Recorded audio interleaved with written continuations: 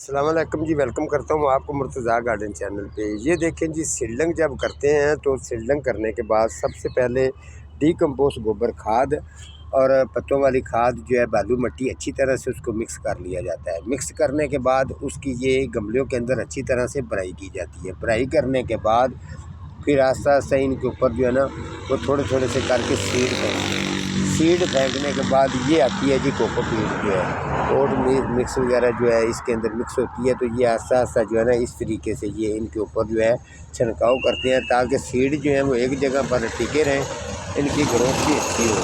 तो सीड जिस तरीके से आप इनके लगाएंगे सीड सेम उसी तरीके से ही ग्रोथ करेंगे। आपको ये मैं साथ में चेक करवा देता हूँ कि जब ग्रोथ होते हैं तो कैसे लगते हैं।